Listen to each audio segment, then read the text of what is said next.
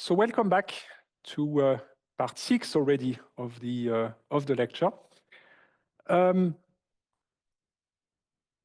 Maybe I start with what we've seen so far. I like to do that, to just keep on your minds everything we've been doing, right? It's more and more technologies and techniques that we have seen.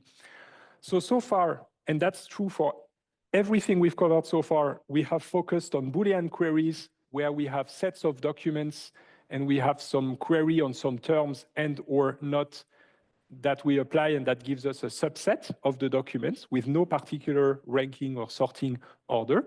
We have seen that the structure that we need to build to make it efficient is known as the standard inverted index. I probably said these words 100 times since the beginning of the semester, so you know it by heart. We have the vocabulary containing the terms on the left, which is organized as a dictionary, which means that we have a B tree or B plus tree structure that makes it available in logarithmic time to access any term. Then we have in the purple boxes the document frequencies, right? The length of the list, it's called document frequencies in purple. And then we have in blue the document IDs, which are also called postings, or in that case, non-positional postings. And again, always remember, the postings are pairs of terms and documents, but we only put the document ID because the term is always the same for one row. So we just put the term on the left, but always remember it's a pair of term documents, every one of these blue boxes. So we have seen that we organize the vocabulary with a dictionary structure. You can use hash tables, trees, B, B+, and so on.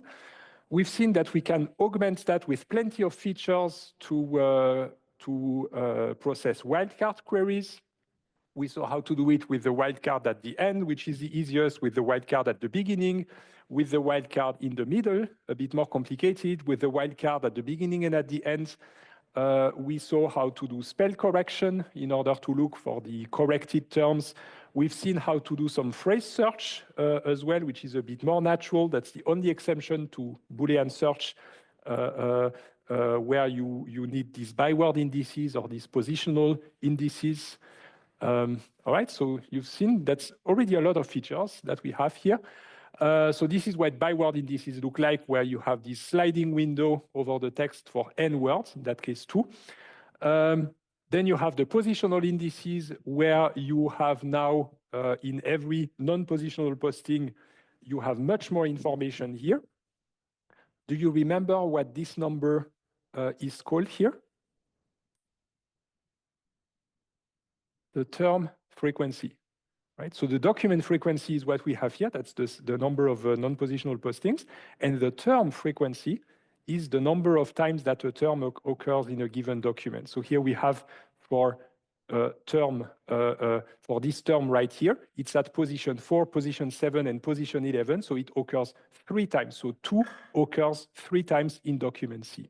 Term frequency, right? Remember that document frequency, term frequency, because we are going to use them when we start to do the ranking of the document. So it's going to be all over the place, and it's very important not to confuse these two. All right, so this is the positional index. Then we have the trigram index here, kgram more generally. So here k equals 3, so trigram.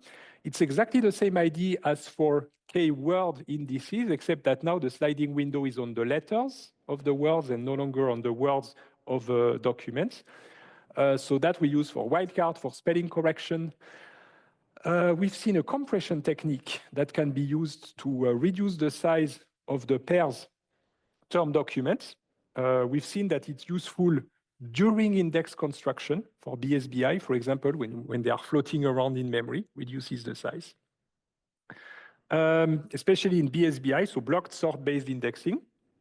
So BSBI is the first technique that allows you to process a collection that fits on disk, but that doesn't fit in memory. And so the trick is to have these partitions, and you do one partition at a time. Then we have a second technique that is the same idea, that's called SPIMI, single pass in memory indexing, where we no longer use the pairs. Now we directly build these mini standard inverted indices for each batch. that we merge at the end. We've seen what to do if the collection you're trying to index keeps changing, which basically makes it more challenging than a static collection. And we've seen that we can use auxiliary index structures that are smaller and that contain the fresher data. We've seen also how to handle the periodic merges in an efficient way, not by always merging just n postings, but by also using this logarithmic, so exponentially growing structure sizes on disk, right? And that's more efficient. LSM trees, it's called. Okay, that's what we've seen so far. Now, it's nice, to scale and be able to index larger collections and create larger indices and even to download the whole internet. But there is something you need to be aware of, is that it's not always a good idea to rush to clusters of machines and to throw money at the problem. This is a mistake that many people do. Many startups actually make this mistake. It's very tempting to just say, let's buy more machines, let's buy a bigger cluster, and it's just going to be faster. Before you actually do that, you should really take the time to see if you cannot optimize things a little bit. Can you optimize your code? Can you write better code? Can you optimize the memory footprints, the way you store things in memory? And I'm going to give you the example of one of my students who just graduated.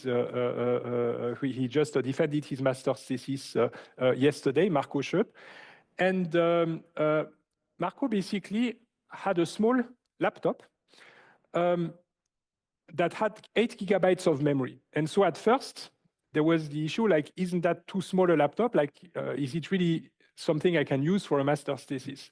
And in fact, the answer is absolutely yes, absolutely yes. And in fact, it's a very good thing, because the fact that you have limited amounts of memory and a limited number of cores forces you to write better code and to think about the size that it takes in memory. And basically, what Marco was able to do is optimize the code on this laptop and then take it to a larger computer that had more memory, and then to a cluster of machines on Amazon. And all the code that was optimized, for the small laptop with 8 gigabytes of working memory, that immediately had a consequence when we used the cluster of machines. Because when we used the cluster of machines, it was much faster than the first version prior to optimizing the code. And that directly translates to actually saving resources, saving money, and getting the results faster.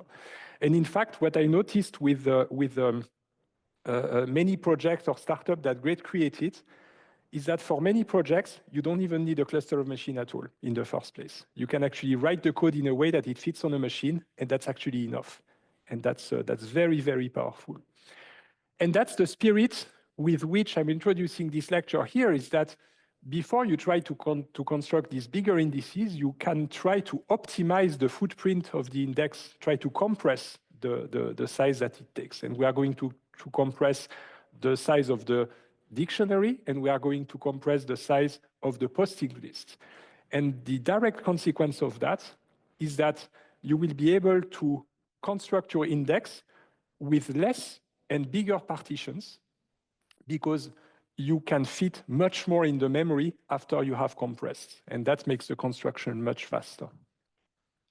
But before we do that, we like to look a little bit at statistics, because that is the driving factor for us to think of how to compress, right? When you want to compress something, you need to understand kind of its entropy or its distribution. And so I would like to introduce you to two laws that are rules of thumb that worked very well in practice.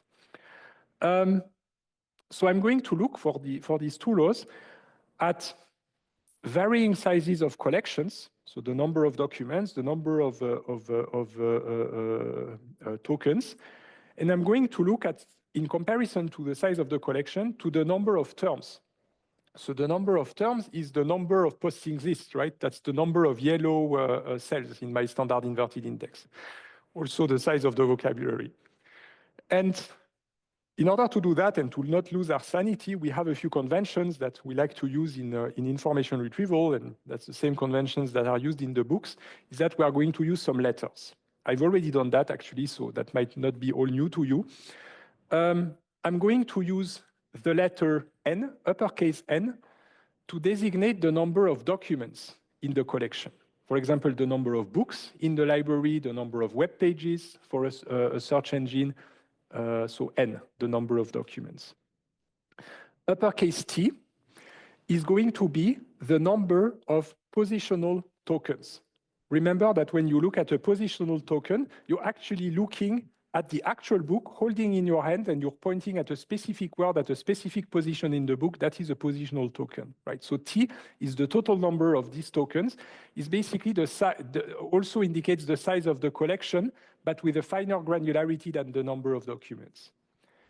Now, the two, T and N, are actually related by more or less a constant factor, right? If you consider the average number of words that a book contains, overall, it's kind of, on average, it's constant, right? If you look at the average size of a web page or the average size of a book in the library, so you could consider that it's kind of equivalent to look at N or to look at T up to a constant factor, right? The number of words in a book on average. Who agrees with that? For whom is that intuitive? Right? So I could use one or the other. I'm going to use T, but I could also have used N.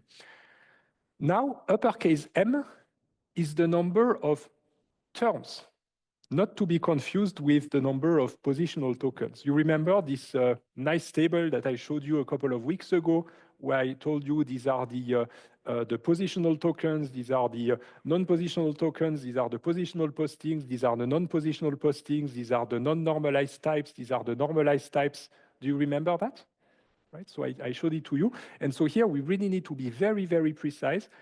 The positional tokens, this is really, I open my book and I point to a specific word at a specific place. That's a positional token. The number of terms, M, you have to visualize the yellow rectangles in my standard inverted index, right? It's kind of the number of unique words, right? But after the normalization, the lemmatization, the post-processing, all the equivalence classes and so on. So this is what I have on the left side of my standard inverted index. And so what I'd like to relate is M and T. How does M grow if T grows? In other words, if I start adding books to my library or adding web pages to the internet, how is the height of my standard inverted index going to grow, the number of terms? And so that's the big question. How do you think it's going to grow? So maybe I can try to, maybe if we kind of vote with our hands, who thinks, let's look at this, who thinks that the height of my standard inverted index, I insist on standard, who thinks that it's going to grow like exponentially? Nobody, right? Okay. Who thinks it's going to grow, let's say, quadratic? Okay. Who thinks it's going to grow linearly? Okay, interesting. Who thinks it's going to grow, let's say, the square roots? Now we have a few raised hands. Who thinks it's going to grow? So that would be basically hyperbolically. There would be an asymptote in there. We also have raised hands, right? So very, very interesting. So you basically shared between the square root and the asymptote, right? And you could argue for both, actually. So you could argue, for example, the argument for an asymptote could be that there's only a limited number of words in a language, right? So if at some point you're going to be using all of the words of the English language, then you run out of terms, right? And then there will be nothing new. And the square root would basically be the mindset of, no, there's always going to be new terms once in a while, so we are never going to hit an asymptote. Well, you never hit an asymptote anyway, but you're not limited by an asymptote. Okay. And turns out that people tried it in practice and ran some statistics, and actually, we do love when it's linear, but of course it's not linear, but maybe it would be linear in the log-log scale, right? If I take the log of M and the log of T, maybe it's linear. And actually, some people tried that. They tried, it's basically a linear regression. They tried to fit this log m equals b log t plus a, simple linear regression. It turns out it works, so that basically if you take it to the exponential, it means we have m that is some constant factor times some power of t. Turns out it works with 1/2 for the power. So it's basically the slope of the linear regression of the log-log scale is 1/2. It actually works. And as you might have guessed, 1/2 gives me the square roots, right? Power 1/2 is the square roots. So indeed, that's in practice, if you take real books, the real internet, real web pages, you can do it with Wikipedia, for example, you just get something that looks like the square root with a constant factor, right? So m equals some constant times the square root of t.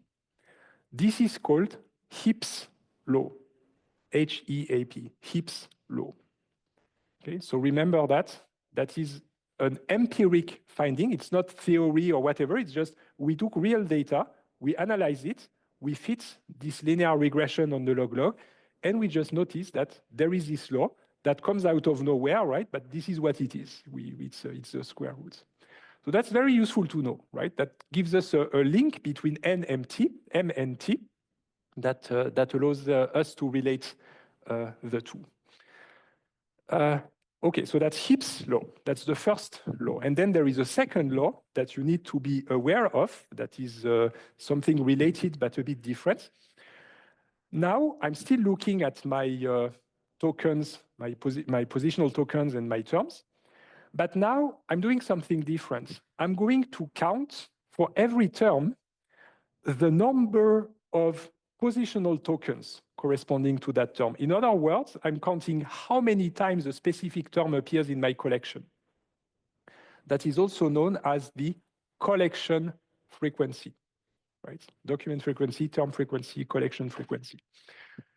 So for example, it shouldn't surprise you that if I look, I think I did it on Wikipedia. I took some data set and I found 56 million occurrences of the. That shouldn't surprise you, right? It's a stop word, the. Where 3 million, nearer 51,000. And then capacitance, that's fancy, right? So only 45 times, germanium 12 times, probably chemistry, and sesquipedal, probably poetry or something like this. I think it refers to some poem, some property of a poem. 7, right? That's very rare.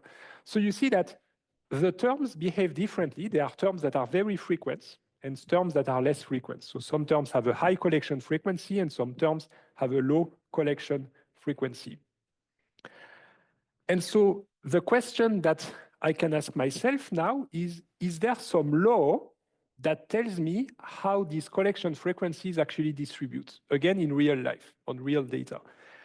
So I tried. I downloaded some data set, partially pre-computed, and I plotted that. So not surprisingly, V comes first, right? Off and so on. I basically took these numbers and I just sorted them decreasing, and then I plotted them. Right? So these are just these numbers plotted in decreasing order. Okay, what do you think that is? What kind of curve is that? Maybe here, with even more of these collection frequencies. What's the equation of that curve, very roughly? You know that, right? You've seen that before. What is it? On Zoom, come on Zoom, you're less shy usually on Zoom. Everybody? 1 over x, right? I'm sure you know. You just don't want to say. But that's a hyperbole. That's basically 1 over x. So that's the idea. And indeed, here we can also try to use a log-log scale and fit a linear regression, hoping that it's going to be. Sorry, we have a raised hand on Zoom. Do you want to ask the question or Emilis?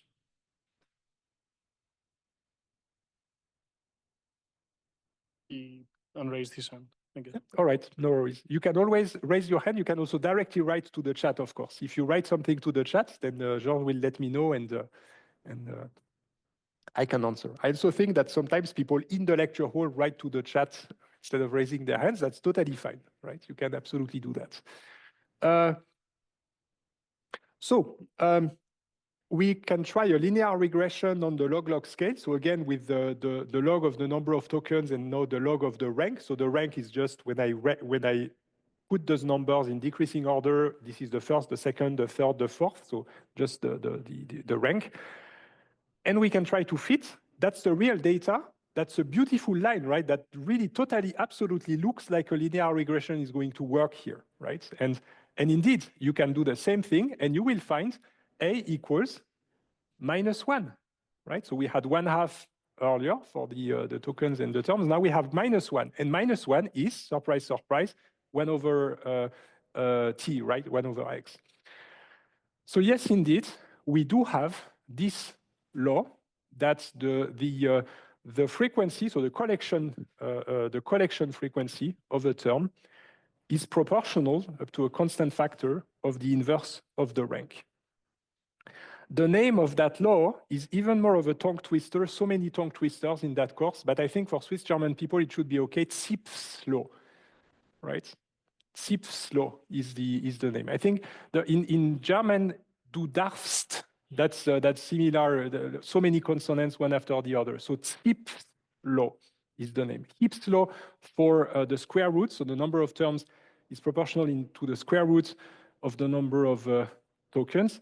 And Zipf's law means that the collection frequency of a term is proportional to the inverse of its rank. Okay, who is with me? Very good.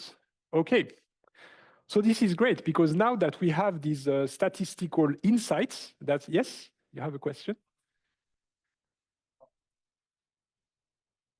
How is the term? Oh, the rank. The rank, I really did something very basic. Well, I mean, Zipf did that because he's the one who came up with the law, but you can do it yourself with Wikipedia. You basically count the number of times that every one of these words appears, and you sort that by decreasing order, these numbers. So what you have on the x-axis is really just 1, 2, 3, 4, 5, you just count them. Like 1 is the highest number, 2 is the second highest number, 3 is the third highest number. And that's what I call the rank. It's really just the position of the term in this ranking, right?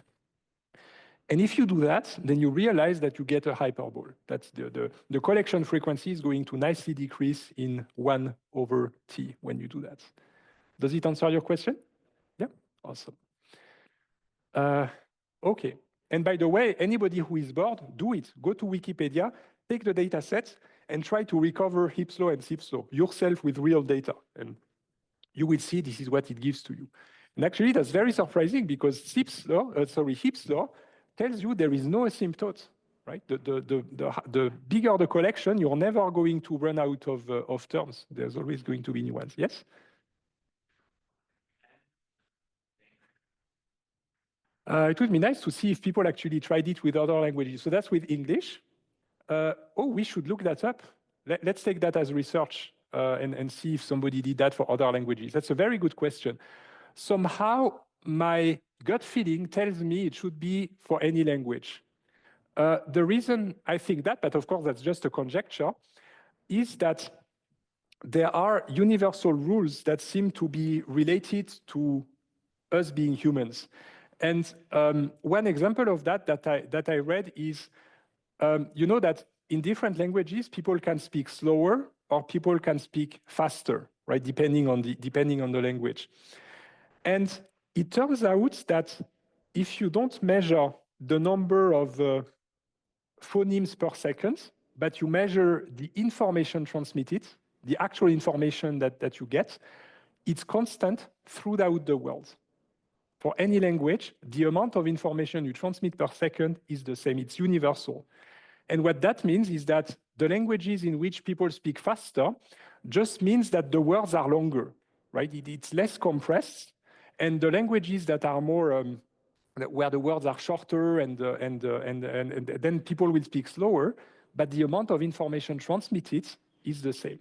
And that basically tells us about the universality of the brain, right? The fact that the brain is able to process, to produce, and to consume information at a very specific average rate, right? So based on that experience, I would tend to think that probably the Heaps law and Zipf law would probably be true for many other languages than English, right? I'm pretty sure people did that. We can surely run some search and find out if it was done for other languages. Yeah. It just searched it, yeah. And apparently Mandarin Chinese is considered to be the slowest spoken language with 5.18 syllables per second. Very interesting. So it's basically, yeah, that makes sense because you have these 2,000 symbols, and there is much more information in one symbol than in English, for example, or the Latin alphabets. Yeah, thanks a lot. So that's a very good question. We are going to see if Zipf's law and Heaps law, we are going to find out. Okay, you can also actually try to search yourself if you want, but we'll also do it on our site. Still have 5 minutes. Okay, so Heaps law, Zipf's law. So the goal, I'm trying to consider 5 minutes. No, I'm going to maybe go just a few more slides. So the goal of using these laws is to try to compress the data. And for example, we've seen things that are already helping compressing. Do you agree that, for example, if we remove the numbers, we just take the words, we remove the numbers, that might compress a little bit because it removes some of the vocabulary. Of course, it's not lossless. You lose information. Case folding, that was one of the techniques for normalizing. Removing stop words is also a compression technique. Stemming is also a compression technique.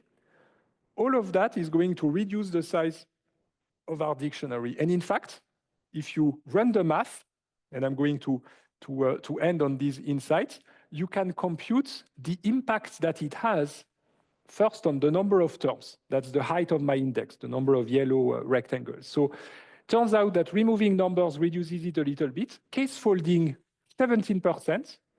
You shrink the height. Stop words, totally useless. How can it be that stop loss have almost no effect on the height of the standard inverted index, the number of terms? Yes? Exactly, it's not a lot. You might have, let's say, a million or 500,000 terms, and you remove 100 stop words, that's nothing, right?